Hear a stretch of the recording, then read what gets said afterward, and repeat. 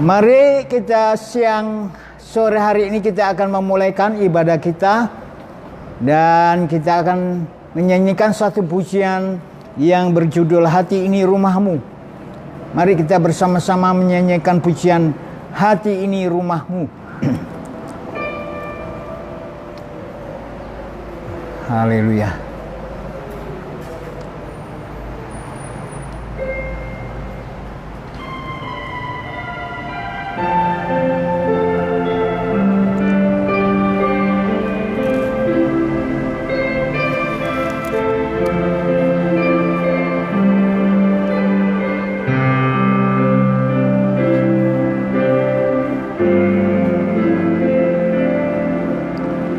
Ku jadikan hati ini untuk kediaman-Mu.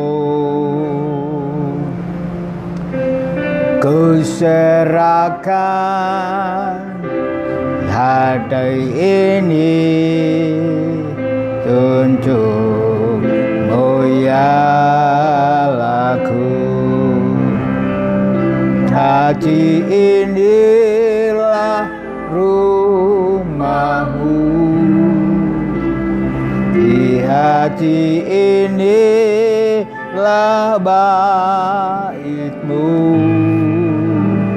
di mana ku akan berada senantiasa. Kau pun ada di hati ini, haleluya. Di hati inilah rumahmu,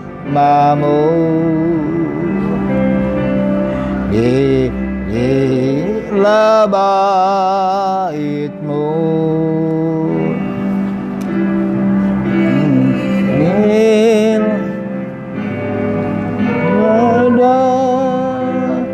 senantiasa kan ku ada.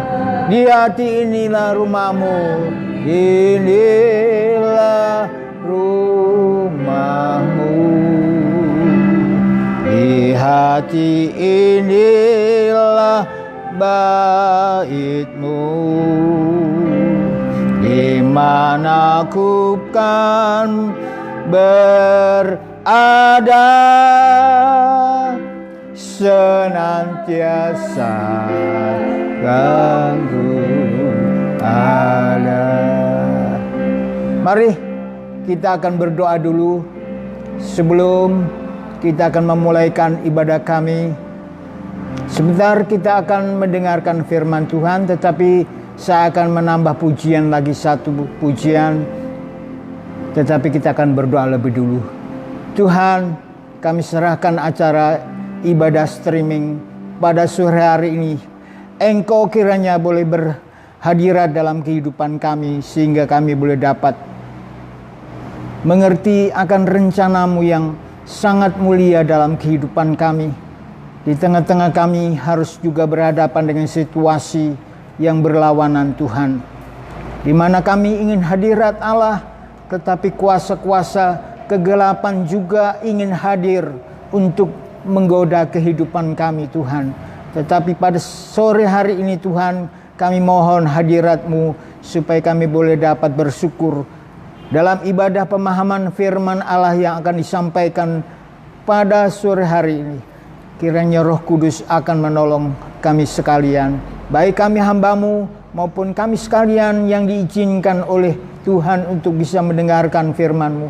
Engkau berkati kehidupan kami, sebab jikalau tidak firman yang memberkati kami, kami tidak ada kekuatan, Tuhan. Tetapi jikalau firman-Mu menguasai kehidupan kami, kami akan mampu oleh karena firman-Mu. Terima kasih Bapa. Sementara kami akan pujikan nyanyian satu pujian dan kemudian masuk di dalam mendengarkan firman-Mu. Dalam nama Tuhan Yesus Kristus. Haleluya. Amin. Mari kita akan menyanyikan satu pujian yang pujian pesalong pujian nyanyian rohani nomor 238. Ku melayani Yesus. Aku melayani Yesus.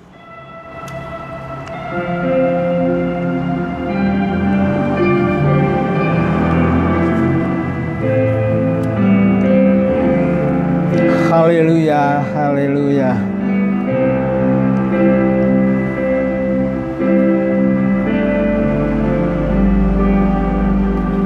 Tiada lebih indah ku melayani Yesus, walaupun sukar dan berat jalanku, takkan aku mundur sebelum berakhir hidupku, karena aku tahu apa arti hidupku. Indah dalamku telah aku tinggalkan, kekasih dalamku telah aku lepaskan. Asal hati Yesus merasa senang selamanya, karena aku tahu apa arti hidupku.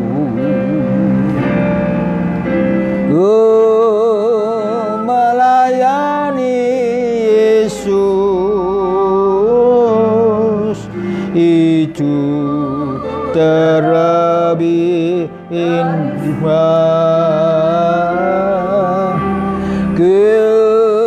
Melayani Yesus itu terlebih indah. Sekali lagi referen, haleluya. Melayani Yesus itu terlebih dari semua.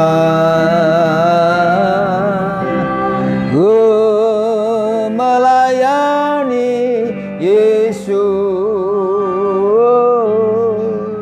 itu terlebih indah. Mari kita akan berdoa untuk firman Tuhan. Tuhan, kami serahkan hidup kami dalam tangan Engkau. Biarlah kehidupan kami Engkau jadikan alat. Kami sebagai alat Engkau mau tolong Tuhan. Kau pakai supaya suara kebenaran-Mu itu boleh sampai kepada kami masing-masing, sehingga kami tahu bahwa kehidupan kami tidak bisa lepas dari firman-Mu. Karena itulah yang menguatkan kami, sehingga kami boleh tetap sampai kepada hari ini. Dan terus kerjakan kami sampai besok dan seterusnya Tuhan, sampai Engkau datang pada kali yang kedua. Kami boleh tetap melayani Engkau dengan kekuatan-Mu Tuhan sore hari ini. Terima kasih Bapa. Kami akan sampaikan firman Tuhan pada sore hari ini dalam kami memahami firman-Mu dalam kitab Keluaran pasal 31, di mana Tuhan mau memberikan sesuatu yang indah dalam kehidupan kami. Biarlah itu terpaku, tertanam dalam kehidupan kami, supaya kami tetap meyakini kehidupan kami sangat membutuhkan Engkau Tuhan. Firman-Mu adalah pribadi-Mu sendiri yang menuntun langkah kehidupan kami sampai kepada kemuliaan. Kemuliaan-Mu adalah sifat-sifat Engkau, karakter Engkau, di mana Engkau memberikan kemurahan, belas kasihan kepada kami untuk terus Engkau membimbing kami dalam perjalanan dalam dunia ini untuk sampai ke tempat yang Kau sudah sediakan untuk menjadi tempat kami sebagai umat-Mu. Terima kasih Bapa, Engkau berkati pelayanan firman pada sore hari ini lewat streaming ini Tuhan. Terima kasih, kami sambut firman-Mu dalam nama Tuhan Yesus Kristus. Haleluya, haleluya, amin. Puji Tuhan, pada sore hari ini kita akan bersama kembali akan mempelajari firman Tuhan dalam kitab Keluaran pasal 31. Kita akan melihat di sana bahwa Tuhan itu adalah pribadi yang sangat mempunyai cara dalam pelayanan kepada kita. Itu sebab mari kita bersama mempelajari kitab Keluaran pasal 31, di mana bagaimana supaya kita dapat menjadi penyembah-penyembah daripada Tuhan, yaitu mesbah dupa. Yang pertama adalah dalam kitab Keluaran pasal 31. Yang pertama adalah, kalau saudara bisa membaca secara lengkap dari ayat 1 sampai 11, ini berbicara pola kerja Tuhan. Pola kerja Tuhan, cara kerja Tuhan, yaitu apa? Sebelum Tuhan membentuk tabernakel, maka pertama-tama yang diutamakan oleh Tuhan adalah karya Roh Kudus. Sebelum Aholiab, Bisaliel membentuk tabernakel, maka yang pertama cara kerja Tuhan adalah dia memberikan roh yang kudus kepada Bisaliel. Dengan maksud apa? Supaya Bisaliel itu mentaati apa yang sudah Tuhan tetapkan dalam kehidupannya. Coba kita baca ayat yang 1. Keluaran pasal 31 ayat 1. Berfirmanlah Tuhan kepada Musa, lihat, telah kutunjuk Bisaliel bin Hur bin Uri bin Hur dari suku Yehuda. Ayat 3. Dan telah kupenuhi dia dengan roh Allah, dengan keahlian dan pengertian dan pengetahuan dalam segala macam pekerjaan. Jadi cara Allah sebelum dia mengerjakan tabernakel, maka di sini dia memenuhi Bisaliel dengan Roh Kudus. Tentu apa maksudnya adalah supaya Bisaliel dan Aholiab itu mengerjakan pekerjaan Tuhan yang luar biasa, itu membentuk tabernakel itu, yaitu diawali dengan kepenuhan Roh Kudus. Supaya Bisaliel itu dapat membuat alat-alat tabernakel itu dengan tepat, dengan teliti, bahkan tidak boleh dikurangi sedikit pun, bahkan tidak boleh diubah-ubah. Inilah cara Allah dalam Keluaran 31 ini. Saya akan berikan contoh juga dalam kitab Kejadian pasal yang ke-1. Allah waktu menciptakan langit dan bumi dan segala isinya, itu juga dikatakan dalam Kejadian pasal 1 ayat 1, 2, dan 3 dikatakan, pada mulanya Allah menciptakan langit dan bumi. Bumi belum berbentuk dan kosong, gelap gulita menutupi samudera raya, dan roh Allah melayang-layang di atas permukaan air. Jadi waktu Allah itu menciptakan langit dan bumi, dimulai dengan, yaitu Allah mengirim roh Allah. Itu sebabnya Allah kita adalah roh. Allah pencipta kita adalah roh. Roh Allah itu pertama-tama yang dia datangkan. Baru kemudian ayat 3, berfirmanlah Allah. Berfirmanlah Allah, jadilah terang, lalu terang itu jadi. Jadi inilah pola kerja Allah. Sebelum dia membuat tabernakel, dia juga mengurapi Bisaliel dan Aholiab dengan Roh Kudus. Maksudnya supaya apa yang dibentuk itu nanti sesuai dengan kehendak Allah, dan tidak ada yang diubah sedikit pun oleh Aholiab. Apa yang dikatakan Tuhan, dia kerjakan dengan teliti, sehingga kalau kita melihat alat tabernakel itu sungguh pekerjaan lengkap dari Allah Trinitas, Allah Tritunggal, yang sungguh luar biasa. Akhirnya mengapa harus dipenuhi Roh Kudus? Sebab seseorang yang dipenuhi Roh Kudus, dikatakan Galatia pasal 16, dia tidak ingin menuruti hawa nafsu. Sebab waktu membuat tabernakel itu, Besaleel itu tidak mengandalkan kepandaian manusia ataupun keahlian manusia, tetapi dari Roh Kudus yang membuat Besaleel itu menjadi pribadi yang baik ukurannya, baik bentuknya, baik apapun. Di situ dia tetap mengacu pada pimpinan Roh Kudus. Sehingga ini hal yang terindah kalau saya membaca itu, membaca ayat-ayat ini. Inilah pola kerja Tuhan. Sangat bersyukur saya kepada cara Allah ini, karena begitu indah kalau kita melihat tabernakel sebagai pola Allah mau menyelamatkan kita lewat pelajaran ini. Jadi kalau saya mau baca Galatia supaya lengkap atau supaya sempurna, dikatakan Galatia pasal 5 ayat 16, maksudku ialah hiduplah oleh Roh, maka kamu tidak akan menuruti keinginan daging. Jadi waktu Aholiab itu membangun tabernakel, tidak ada sedikit pun unsur kedagingan. Tidak ada unsur-unsur kemanusiaan. Yang ada Aholiab itu taat kepada maunya Roh Kudus. Sehingga ini sesuatu yang sangat indah.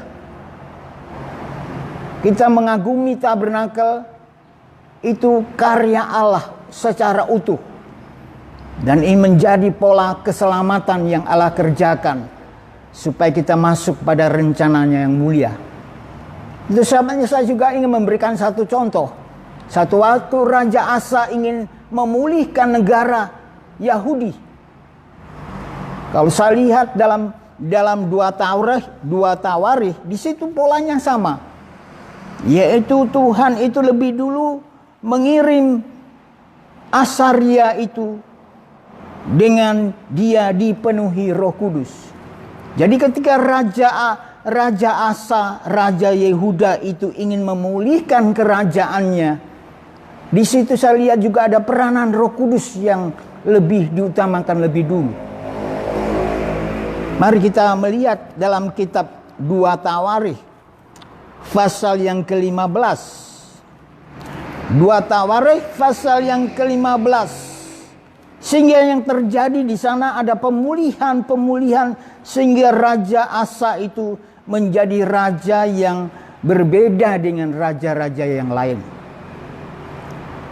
Sebab waktu Raja Asa memerintah, di situ sebelumnya ada raja-raja Israel sebelumnya, Yerobiam dan sebagainya, Rehabiam.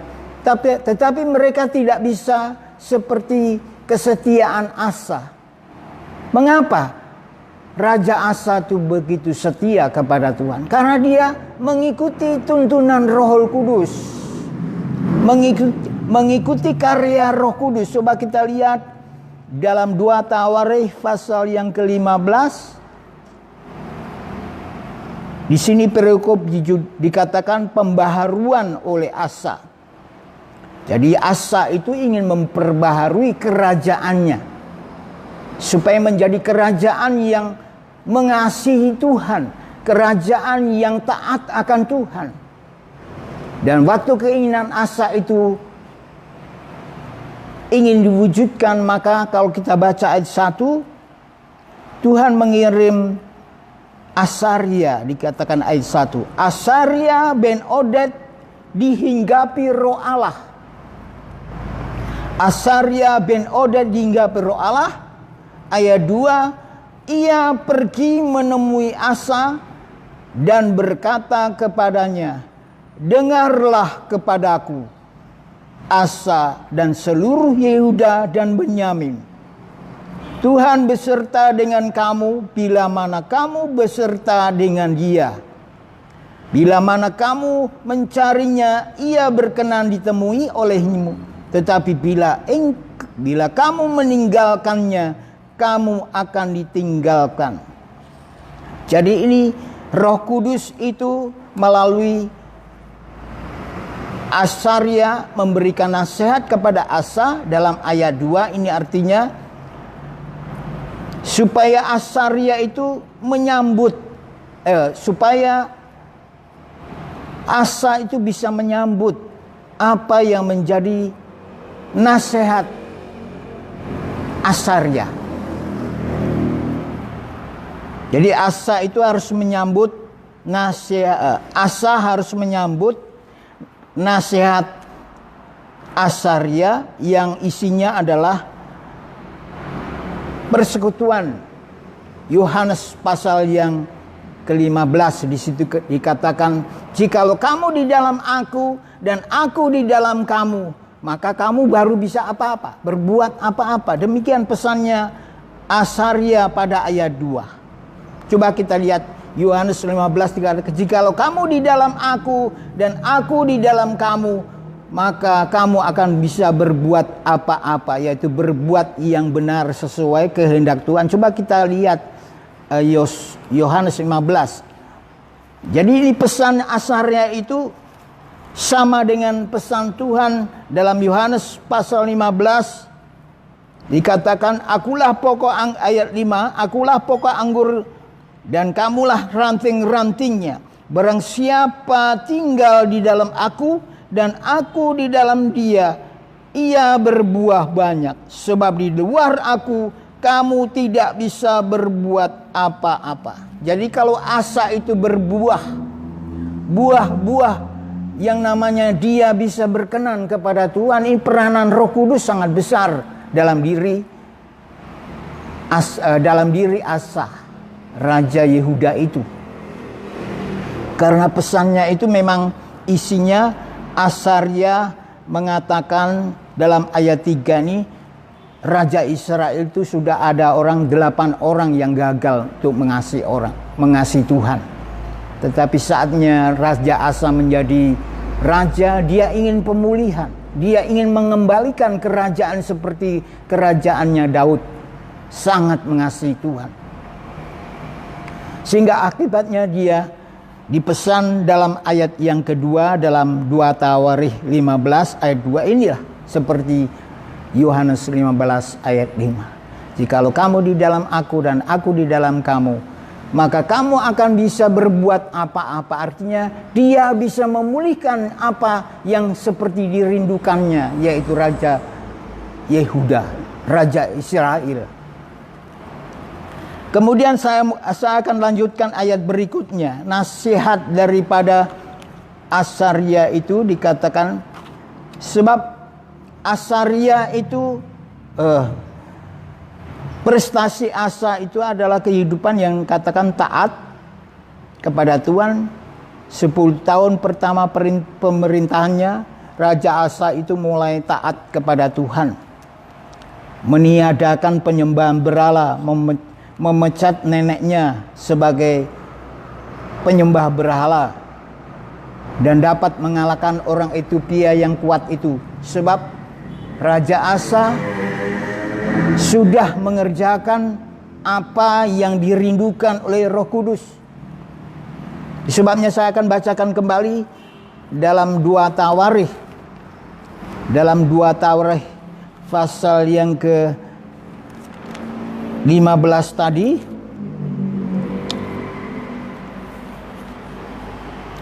Dua Tawarikh 15. Sekarang ayat 3 dikatakan, lama sekali Israel tanpa Allah yang benar, tanpa ajaran daripada imam, dan tanpa hukum.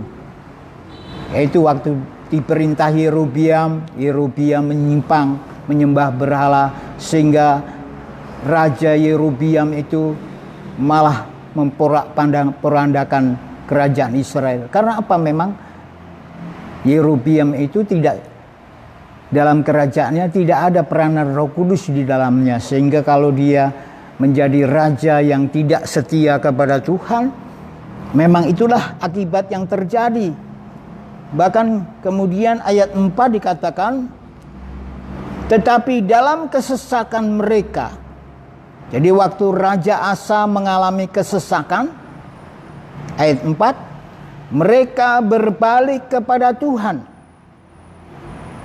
Ini sesuatu respon yang benar. Kalau saya dan saudara ada kesesakan, dan saudara berbalik kepada Tuhan, itu kekuatan Roh Kudus yang diberikan kepada kita. Sebab kalau saudara dalam hidupnya ada kesesakan dan kita tidak dipenuhi Roh Kudus, maka kita sulit berbalik kepada Tuhan. Sebab roh dan daging itu berlawanan, kata suratan Galati pasal 5 ayat 16 tadi. Daging itu berlawanan dengan roh. Jadi kalau Raja Sisak atau Israel mengalami kesesakan dan dia berbalik kepada Tuhan, itu suatu akibat dari karya Roh Kudus yang bekerja dalam kehidupan mereka. Jadi kalau saudara susah, saudara berbalik, masuk kamar berdoa menyembah Tuhan, itu adalah karya dari Roh Kudus. Sebab kadang-kadang saat kita mengalami kesesakan, kesulitan, kesusahan, kita nyatanya kadang-kadang malas kita berdoa. Berbalik kepada Tuhan, malas. Tetapi di sini Raja Asa itu mengapa bisa memulihkan kerajaan? Karena dia mempunyai respon yang tepat saat dia mengalami kesesakan, dia kembali kepada apa yang dikehendaki Tuhan. Seperti Aholiab dan Bisaliel waktu mengerjakan peralatan tabernakel, bukan berarti, saya yakin bukan berarti tidak ada sesuatu yang kesalahan yang terjadi. Pastilah ada keinginan manusia, namanya manusia mempunyai keinginan untuk tidak mengerjakan sesuatu yang sulit. Tetapi Roh Kudus menguasai Bisaliel sehingga bisa membuat pelita emas yang kalau saya lihat ini sesuatu yang sulit untuk dikerjakan, seperti meja mesbah dupa, meja roti, bahkan peti perjanjian, itu suatu pekerjaan yang tidak mudah dikerjakan. Tetapi mengapa itu bisa terjadi? Itu kenyataan daripada cara Tuhan. Roh Tuhan lebih dulu menguasai Aholiab, sehingga Aholiab bisa mengusahakan apa yang dikehendaki Tuhan itu secara sempurna, sehingga menjadi sesuatu yang indah bagi saya dan saudara, terutama kita sebagai pelayan-pelayan di kalangan Pantekosta Tabernakel. Mengapa kita bangga? Mengapa kita ada gairah melayani Tuhan? Karena ada satu pola yang kita senang, pola dari Allah ini sangat menyenangkan bagi kita. Sebab di sini dikatakan waktu Raja Sisak atau bangsa Israel mengalami kesesakan, mereka berbalik kepada Tuhan. Sebab mereka dituntun oleh Roh Kudus untuk kembali kepada Pencipta segala sesuatu yang kita butuhkan. Kalau kerajaan itu bisa kembali lagi seperti yang diharapkan oleh Raja Asa, maka bukan kita dia bisa meninggalkan kekuatan Roh Kudus. Sesuatu yang sangat membahagiakan dalam hidup ini. Jadi ayat 4 ini reaksi yang tepat. Sebab saya senang melihat umumnya, saudaraku. Orang itu umumnya kalau susah, kesesakan dan sebagainya, lebih baik mereka seringkali mengatakan lebih baik menggunakan hawa nafsu. Itu lebih enak, lebih mudah. Tapi coba kalau kita mau ikuti Roh Kudus, apapun kerinduan saudara, kalaupun kita rindu seperti Raja Asa untuk memulihkan kerajaan, dia tidak melepaskan apa yang menjadi nasihat dari Azaria. Kemudian dikatakan ayat 7 dan 8, atau saya mau bacakan ayat 5. Pada zaman itu tidak dapat orang pergi dan pulang dengan selamat, karena terdapat kekacauan yang besar di antara segenap penduduk daerah-daerah. Bangsa menghancurkan bangsa, kota menghancurkan kota, karena Allah mengacaukan mereka dengan berbagai-bagai kesesakan. Jadi dalam ayat ini, dalam ayat 4, kesesakan itu Tuhan izinkan. Tuhan rindu untuk kita berbalik kepada Tuhan, Sang Pencipta kesesakan. Haleluya, haleluya. Kalau hari ini saya dan saudara ada kesesakan, ini ayatnya, mari jangan kita salah melangkah. Yang paling tepat Roh Kudus berkata, berbaliklah kepada Pencipta yang mengadakan kesesakan. Saya yakin hari ini kita sedang Tuhan lihat kesungguhan kita dalam dibentuk oleh Tuhan lewat kuasa Rohul Kudus.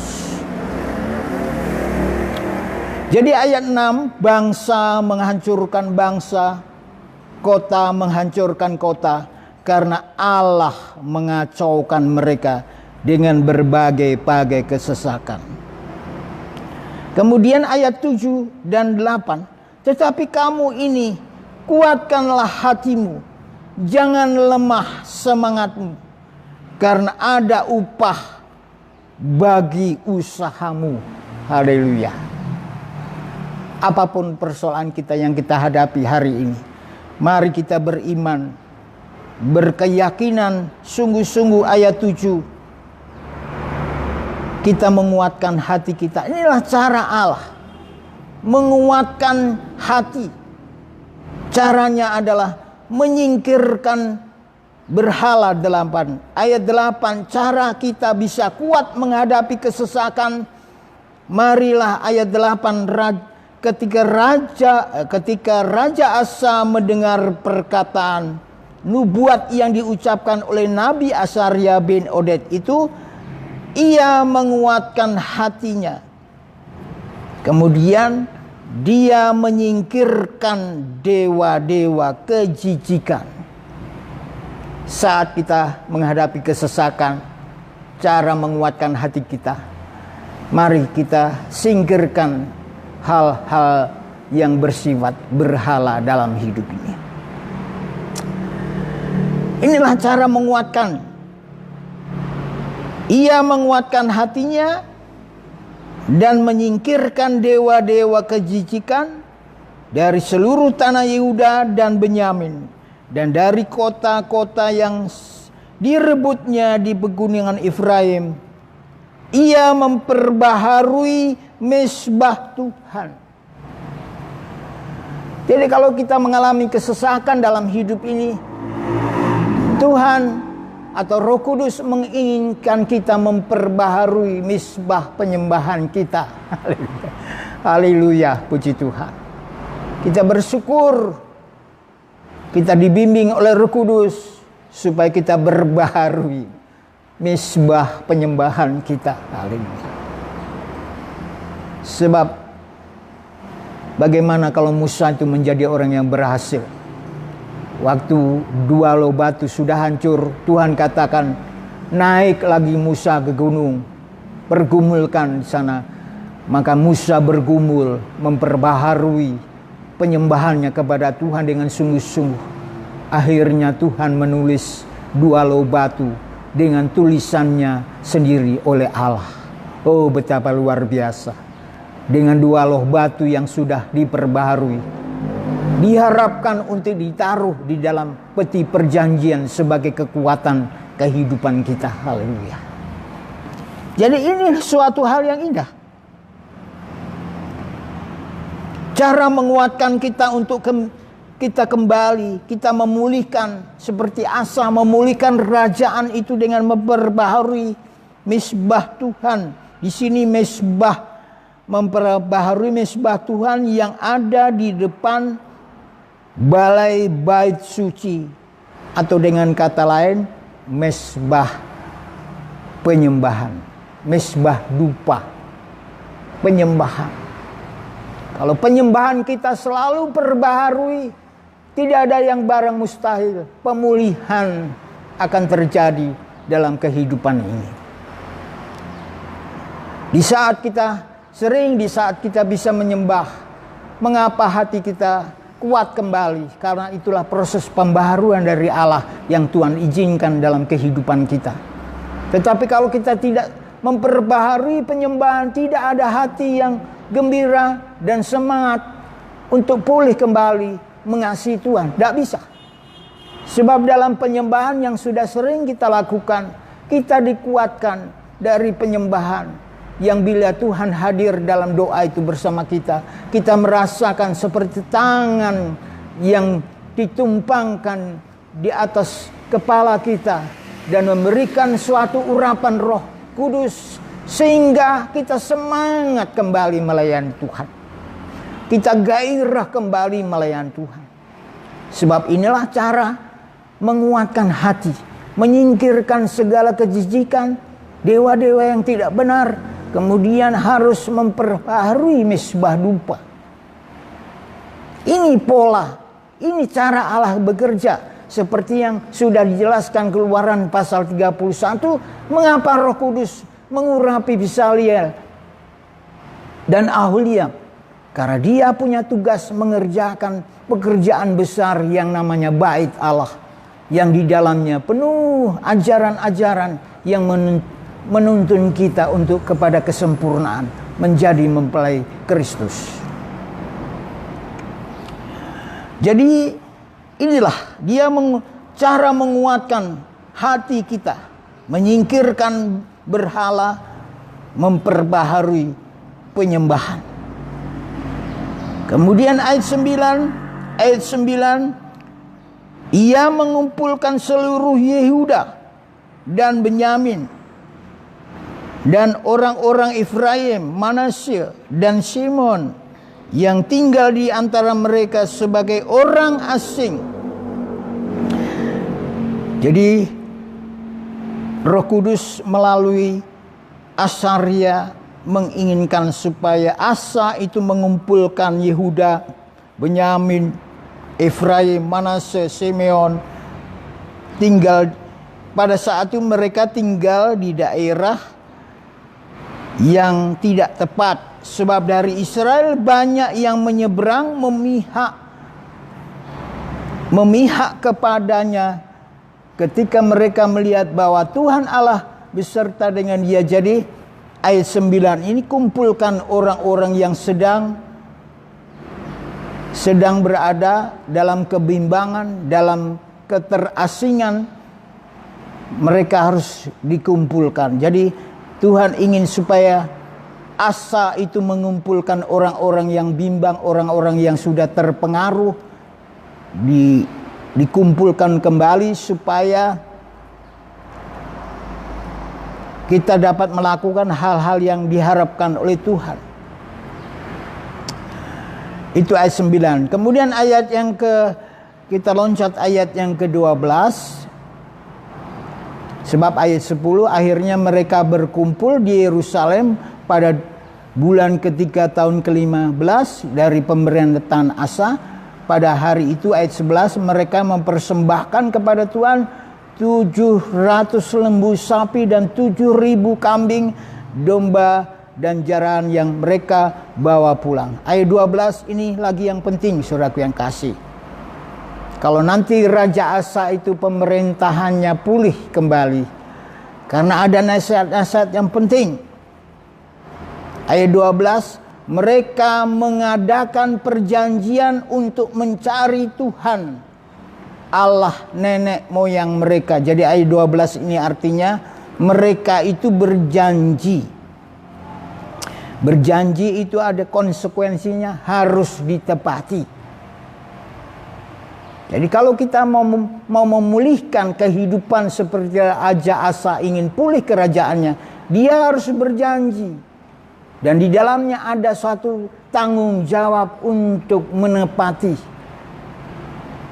apa yang sudah pernah saudara janjikan kepada Tuhan. Tepatilah. Maka di situ seperti ayat mengatakan, apa yang kamu tabur dan itulah yang kamu tuai. Jadi sesuatu yang indah akan terjadi dalam hidup ini. Bangsa Israel yang dipimpin Raja Asa disuruh untuk berjanji kepada Tuhan dengan segenap hati dan jiwa. Setiap orang, baik anak-anak atau orang dewasa, baik laki-laki atau perempuan yang tidak mencari Tuhan Allah Israel harus dibunuh. Jadi mereka itu harus memahami, tidak sungguh-sungguh menepati janji-janji Tuhan, akan ada kematian. Kita saja kalau kita tidak menepati hidup kita ini atas janji-janji, maka seringkali matilah kerohanian kita. Mengapa kita ini menjadi orang yang rasanya mati kerohanian kita? Jangan-jangan ada janji tetapi tidak ditepati. Sebab kalau ada janji dan ditepati, Allah itu bertanggung jawab untuk membuat kita hidup secara jasmani. Tapi hidup lebih penting lagi adalah hidup yang rohani. Kalau saudara punya hidup kita ini rohani, kita hidup, saya percaya, karena kita sudah berjanji dan kita akan menepati. Itulah yang membuat pemulihan. Sebab Raja Asa itu akhirnya menjadi raja yang luar biasa. Raja yang bisa mengasihi Tuhan dan memulihkan. Hanya dia juga pribadi yang bisa merobohkan segala berhala yang ada di negerinya. Coba kita ayat 12. Ayat 12 ini artinya mereka berjanji.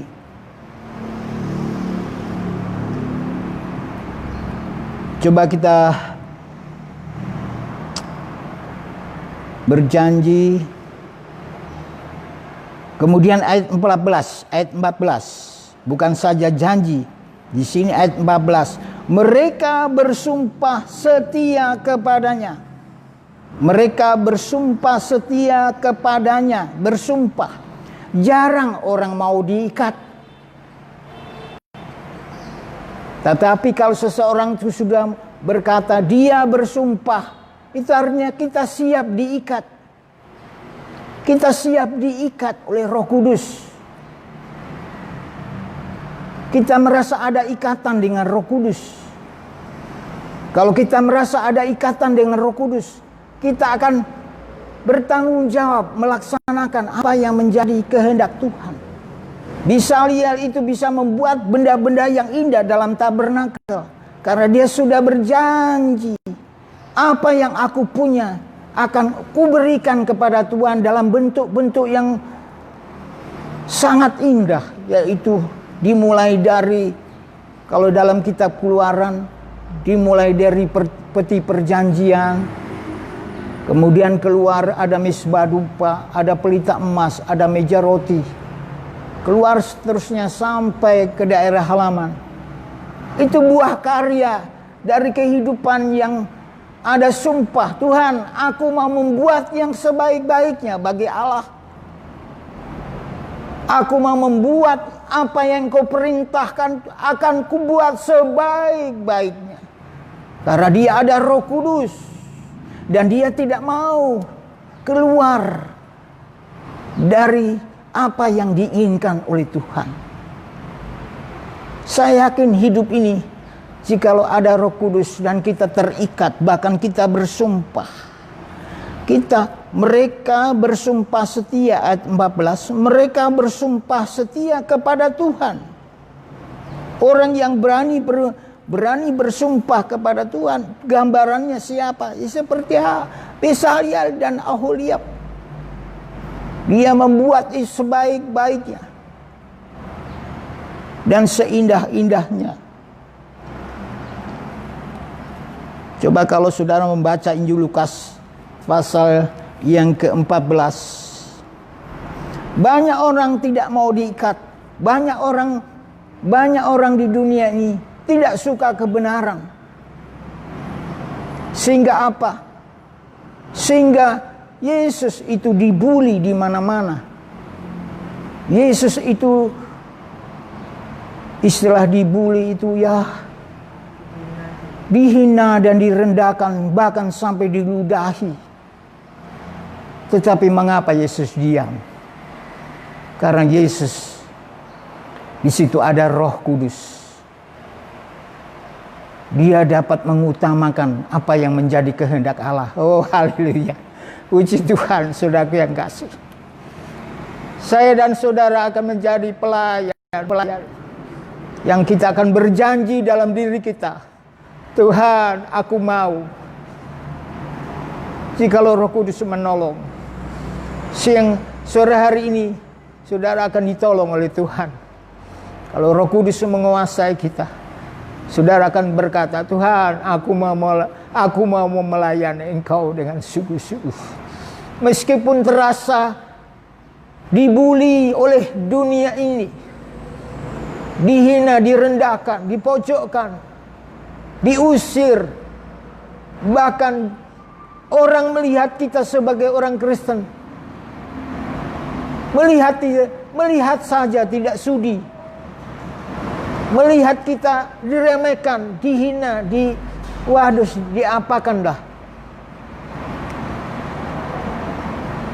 Pernah saya ke toko, saya tidak kenal orang itu. Mungkin orang itu kenal saya karena saya sebagai hamba Tuhan. Saya beli sesuatu, tiba-tiba mengapa dia marah-marah kepada saya. Saya berpikir, waduh, bagaimana ini.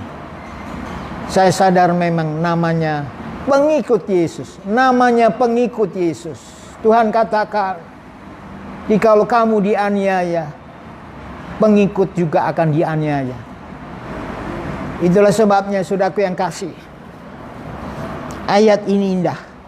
Yang penting kita punya kehidupan ini mau diikat, berjanji mau diikat. Siapa yang mau diikat? Hanyalah orang-orang yang mengerti siapa Yesus, siapa juru selamat kita. Kita mau menderita untuk Dia.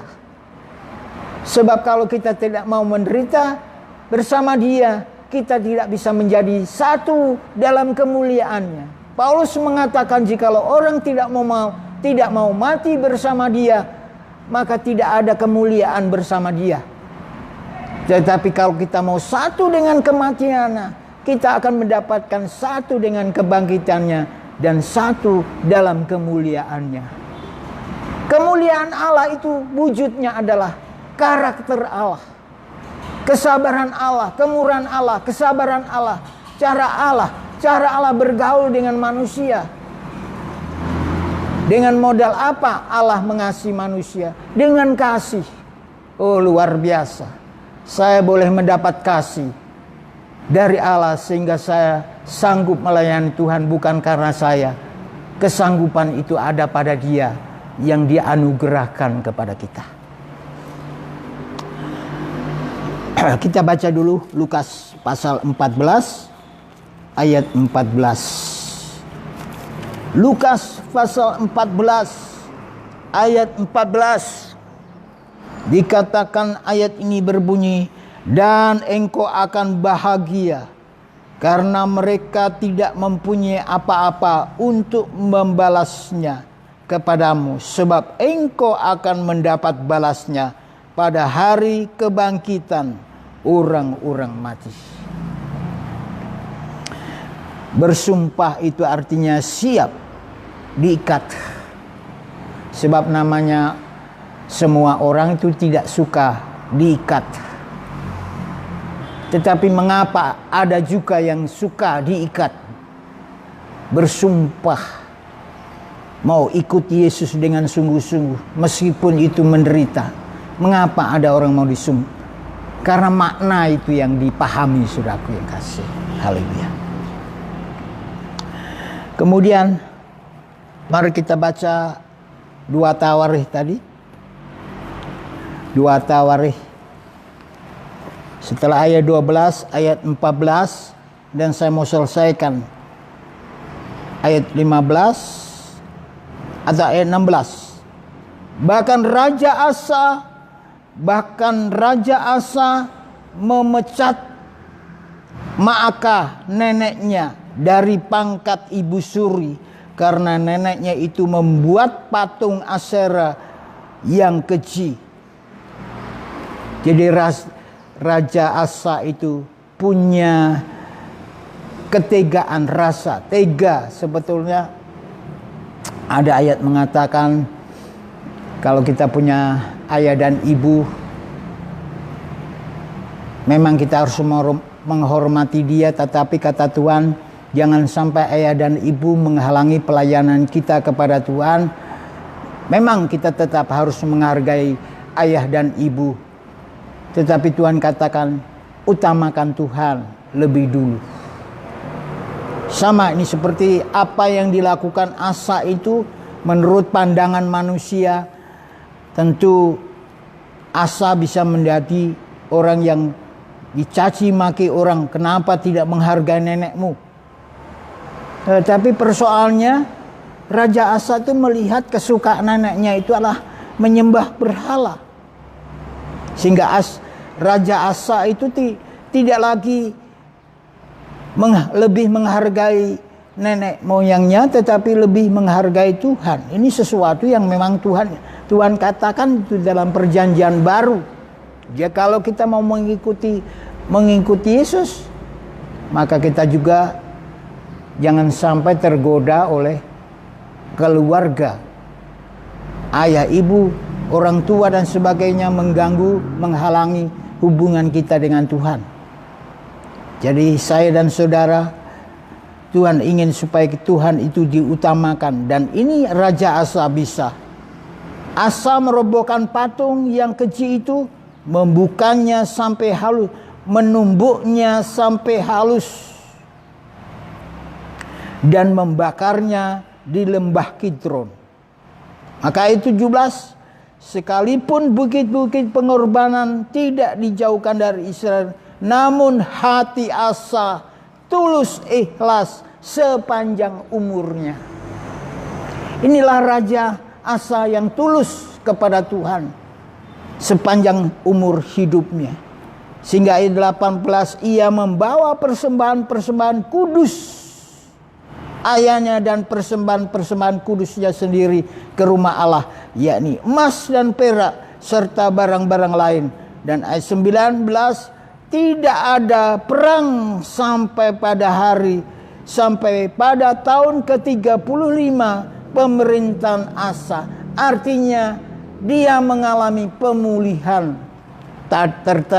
Sebelumnya terjadi kegelisahan, peperangan dan sebagainya sampai dia merasakan kesesakan, tetapi pada ayat 19 dia mengalami kedamaian yang cukup dalam kehidupannya.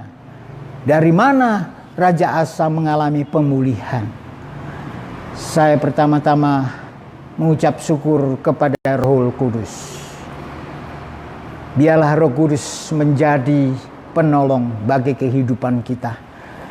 Itu sebabnya pada sore hari ini firman Allah sudah sampaikan.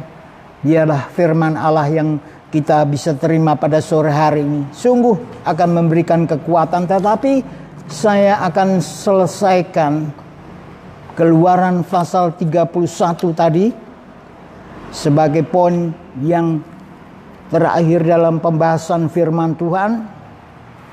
Kemudian nanti kita akan terus memeriksa firman supaya kita mendapatkan hal-hal yang sangat menguatkan kita. Jadi yang pertama sudah saya jelaskan, tabernakel itu tidak bisa lepas dari peranan Roh Kudus.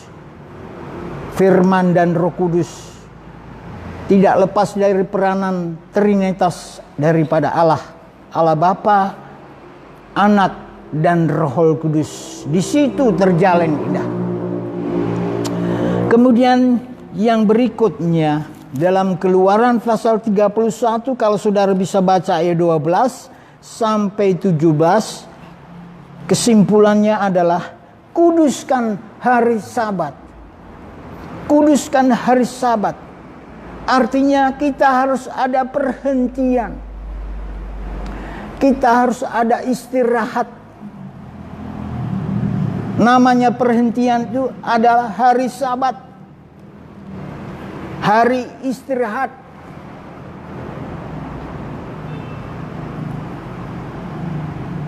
Jadi di zaman Musa, namanya istirahat itu bagi bangsa Israel sangat langka. Kalau saudara baca dalam Keluaran pasal 5, pasal 4, 5, 6, di situ bangsa Israel itu ditindas luar biasa oleh Firaun, sehingga namanya istirahat atau perhentian atau sabat itu tidak ada terjadi bagi bangsa Israel, karena mereka ditekan luar biasa, harus bekerja dengan keras. Maksudnya adalah supaya apa yang diinginkan Firaun itu bisa terwujud. Dunia ini juga punya keinginan supaya kita ini tidak punya waktu untuk menyembah Tuhan. Itu yang harus kita ingat. Kita harus ingat dunia ini punya tujuan supaya orang-orang Kristen tidak bisa menyembah. Dengan cara apa? Ditekan. Zaman Firaun, Israel itu tidak ada namanya istirahat, tidak ada sabat. Tetapi dalam Tuhan kita, dalam Keluaran 31, kita bisa melihat, dia katakan, nanti saudara bisa baca itu ayat 12, atau saya bacakan ayat 13. Katakanlah kepada orang Israel demikian, akan tetapi hari-hari sabatku harus kamu pelihara. Hari-hari istirahat harus dipelihara. Sebab apa maknanya hari istirahat? Kalau saudara bekerja tanpa ada waktu untuk keluar dari kesibukan, hidup itu akan kehilangan maknanya.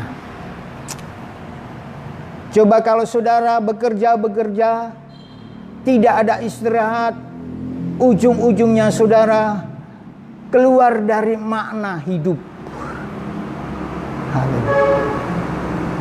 Saudara akan mengeluh, aduh beratnya hidup nih, hidup kok berat, sebab tidak ada istirahat. Tanpa ada waktu untuk keluar dari kesibukan, hidup ini akan kehilangan makna. Haleluya. So, apa arti hidup? Hidup itu arti hidup menurut Daud. Coba kita baca Mazmur pasal 8 ayat 11. Coba kita baca Mazmur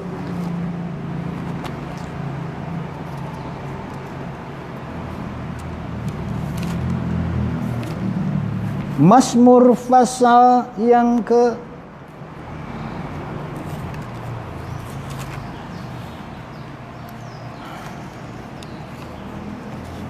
tolong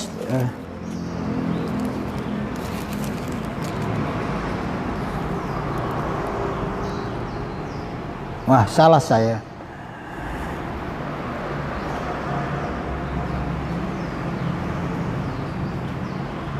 Satu hari di pelataranmu, Mazmur 78 atau tidak salah ya kah?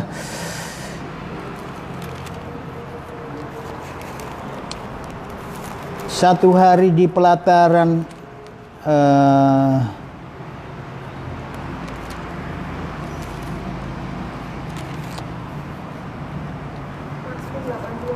aduh ya, Mazmur 84, ya saya salah menulis. Mazmur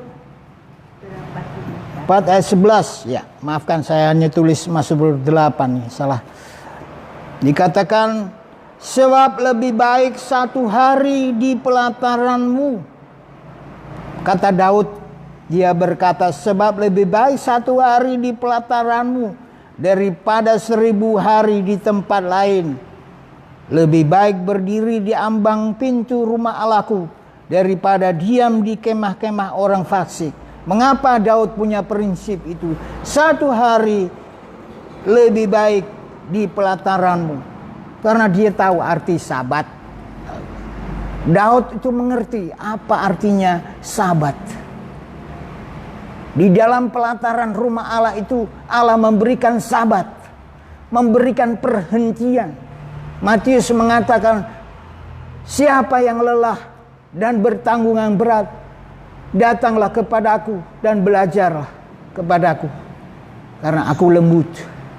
Dia memberikan sabat, istirahat.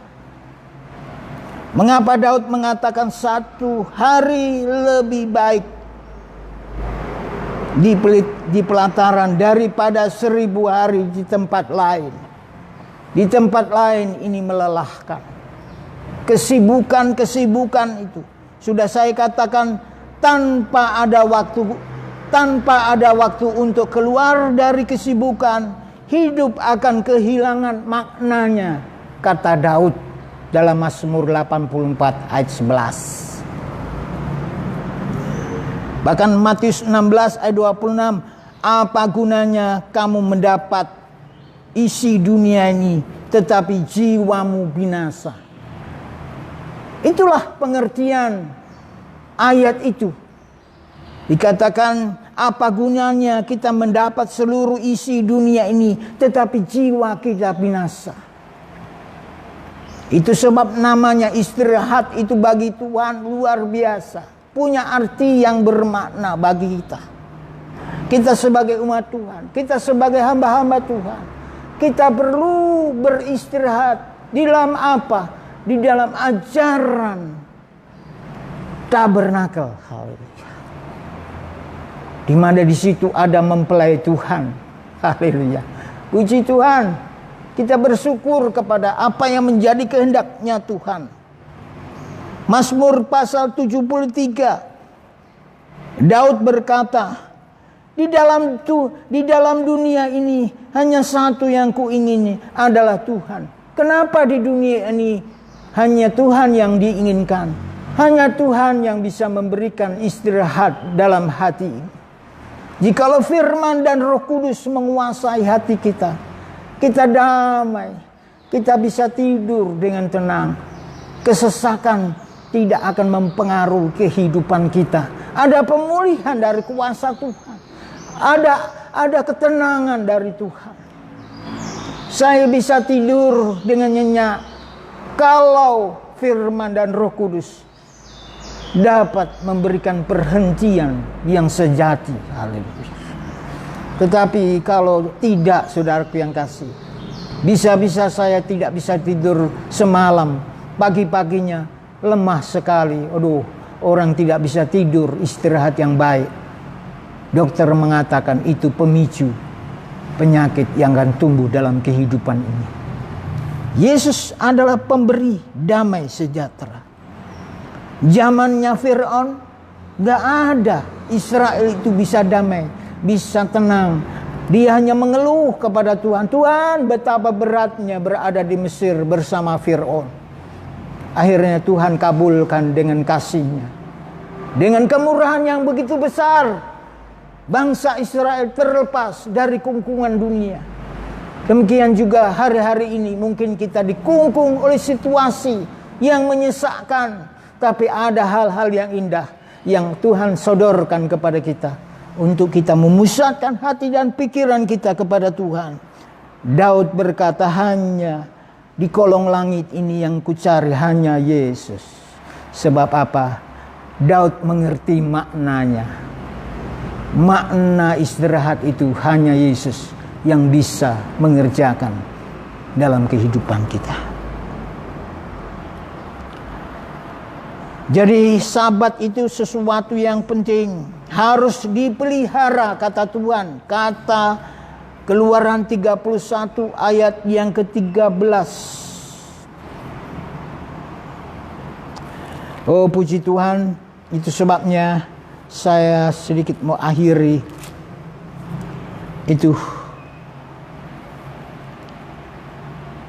Dikatakan, akan tetapi hari-hari sabatku harus kau pelihara, sebab itulah peringatan antara aku dan kamu, turun-temurun, berarti sampai hari ini. Tuhan berjanji, hargailah pribadi Tuhan, sebab Dia yang bisa. Haruslah kau pelihara hari sabat, sebab itulah yang kudus. Hari Sabat itu berfungsi dua hal. Yang pertama adalah makna, dan yang kedua adalah tanpa Sabat itu kita akan melupakan tujuan semula. Jadi Sabat itu mempunyai tujuan, mempunyai dua hal berguna. Yang pertama adalah tadi ayat 1 adalah supaya bermakna, tidak kehilangan makna. Yang kedua, kita tidak kehilangan tujuan semula. Dengan adanya Sabat terjadilah penyegaran iman. Sebagai ayat terakhir, saya mau selesaikan firman Tuhan. Coba kita baca sebagai ayat terakhir firman Tuhan. Matius pasal yang ke-24. Mengapa kita harus keluar dari kesesakan, keluar dari kesibukan? Tujuannya adalah supaya tujuan kita semula itu harus terlaksana dalam kehidupan kita. Tujuan kita, tujuan Israel menuju Kanaan. Tujuan orang Kristen adalah menuju Yerusalem baru. Itulah sebabnya dengan adanya Sabat terjadi penyegaran iman kita, sehingga kita menjadi pribadi yang dikatakan dalam Injil Matius pasal yang ke-24. Injil Matius pasal yang ke-24 sebagai ayat terakhir, dan saya akan tutup ibadah kita malam hari ini. Kita akan berdoa sebentar ini. Matius pasal yang ke-25 pasal 24 ayat 38 dikatakan, sebab sebagaimana mereka pada zaman sebelum air bah itu makan dan minum, kawin dan mengawinkan, sampai pada hari Nuh masuk ke dalam bahtera, dan mereka tidak tahu akan sesuatu. Jadi kesibukan itu mempunyai suatu kekuatan untuk membuat kita tidak tahu akan sesuatu. Membuat kita tidak tahu tujuan kita. Kalau kita sibuk kawin-mawin, tentu itu tidak lepas dari kesibukan kawin-mawin. Maka ayat 39, dan mereka tidak tahu akan sesuatu sebelum air bah itu datang dan melenyapkan mereka semua. Demikian pula lah halnya kelak pada kedatangan Anak Manusia. Pada waktu itu kalau ada dua orang di ladang, yang seorang akan dibawa dan yang lain ditinggalkan. Mengapa ada yang dibawa dan yang lain ditinggalkan? Tentu yang dibawa oleh Tuhan adalah orang yang tentu kegiatannya itu tidak full kegiatannya daging, tetapi di dalamnya ada suatu isi kebenaran-kebenaran yang membuat seperti Raja Asa itu menjadi orang yang sungguh-sungguh tulus setia kepada Tuhan. Saudara bisa sibuk, tapi juga harus usahakan ada isi yang namanya sibuk mengasihi Tuhan. Dan saudara akan seperti orang yang memang sedang bekerja, tetapi diangkat oleh Tuhan. Sebab dia punya hal-hal yang membuat dia diangkat oleh Tuhan. Karena itu jagalah, sebab kamu tidak tahu pada hari mana Tuhanmu datang. Tetapi ketahuilah, jika tuan rumah tahu bahwa pada waktu mana malam hari pencuri datang, sudahlah pasti ia berjaga-jaga dan tidak akan membiarkan rumahnya dibongkar. Sebab itu hendaklah kami juga siap sedia, karena Anak Manusia datang pada saat yang tidak kamu duga. Itu sebabnya marilah kita berjuang supaya menjadi, sebab Sabat itu mempunyai dua dampak. Yang pertama, kalau kita tidak ada istirahat, kita akan kehilangan makna. Yang kedua adalah kita akan kehilangan tujuan semula. Tujuan kita adalah Yerusalem baru. Bagaimana supaya saat kita bekerja, kemudian tiba-tiba Tuhan mengangkatnya. Karena apa? Kita ada tahu kebenaran yang terjadi. Sekianlah firman Tuhan. Tuhan memberkati kita sekalian. Kita akan menyanyikan suatu pujian.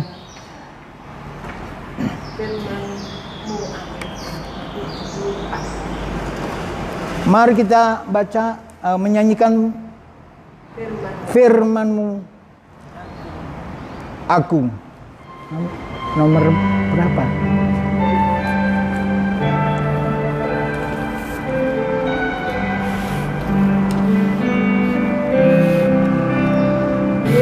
Betapa, oh Tuhan, firman-Mu agung memancarkan kehidupan manusia berdosa.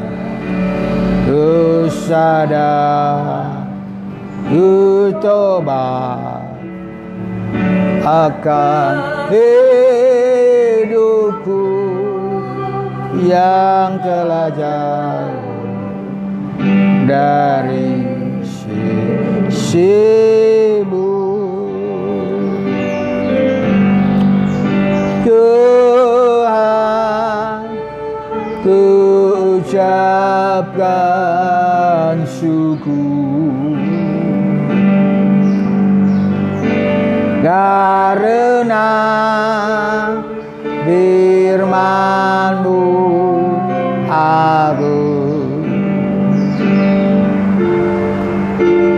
Ku kembali pada jalan keselamatan, terlepas dari beban. Sekali lagi refrennya, haleluya. Tuhan, ku ucapkan syukur karena firman-Mu agung. Ku kembali pada jalan keselamatan, terlepas dari beban dosa. Haleluya. Terima kasih Tuhan, terima kasih. Terima kasih Tuhan. Terima kasih Tuhan. Haleluya. Haleluya. Haleluya.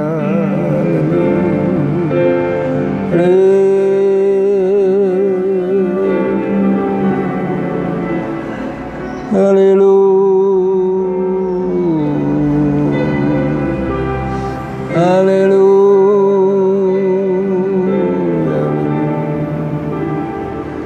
Haleluya, haleluya. Terima kasih buat kemurahan-Mu Tuhan.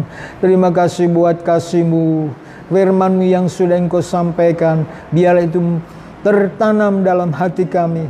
Sebab kami ingin mengalami kelegaan dari Engkau ya Tuhan. Terima kasih buat kebenaran-Mu. Engkau nyatakan bagi kami sekalian. Terima kasih.